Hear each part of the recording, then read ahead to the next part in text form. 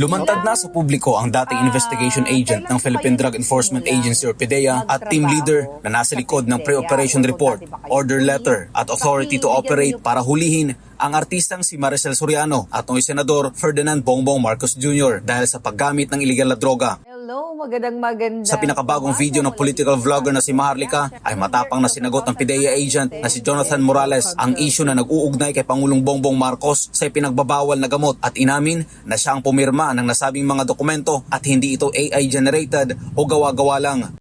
Gusto ko lang pong linawin na ito po ay perma ninyo at hindi po AI generated.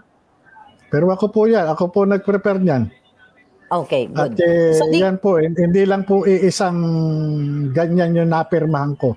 Marami na rin po ako mga pre-ops, authority to operate na napirmahan. Si Morales ay dating pulis at na-recruit sa PDEA noong taong 2009, ngunit umalis sa serbisyo taong 2013. Meron pong litrato, wala pong video. Kasi yung pong litrato na yon nanggaling po doon sa cellphone ng reporte o nung confidential informant. Pero sigurado po kayo sa pagkakatanda ninyo na nandoon sa litratong na naka-file, na i-file ninyo sa PDEA ang mukha ni Maricel Soriano at ni Bongbong Marcos? Opo. Nandoon.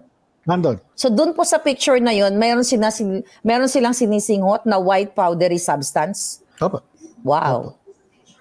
Wow.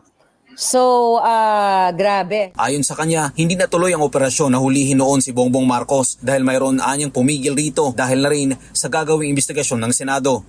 Pero masasagot niyo po ba na talagang may pumigil dito? May pumigil.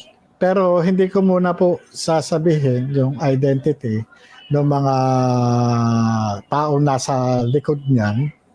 At doon na lang po sa Senado. Pagpaumanhin niyo po. Matatandaan nung unang lumabas ang mga dokumento ay tahasan itong itinanggi ng PDEA. Giit pa nga noon ng PDEA, gawa-gawa lang ang mga dokumentong yun dahil wala naman daw itong control number, bagay na sinagot ni Morales. Ito po ay walang control number. Okay? Ang sabi nila, gawa-gawa ni Maharlika yan, walang control number. Okay? So ano po ba ang paliwanag natin? Bakit po walang control number ito?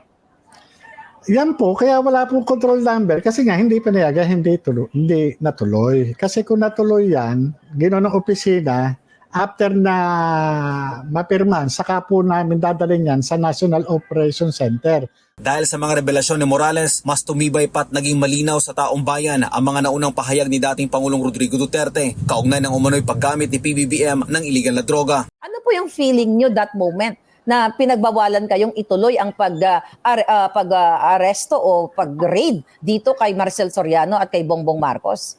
Disappointment. Kasi unang-una, ang Comprehensive Dangerous Drugs Act, ginawa yan para sa, para sa any person, Hindi, walang exemption dyan Kumbaga sa ginawa yang batas na yan para papanagutin sa batas lahat ng tao, kahit na sinong tao. Sa huli, hinamon ni Morales sa PBBM na sumailalim na lang sa drug test. Kaya ang demand sa kanya, lalo yung grupo namin, ang demand namin sa kanya is hair follicle drug test. Okay. Kumbaga sa inyo, talagang yun, makikita talaga kung kahit na matagal kang gumamit, makikita ron.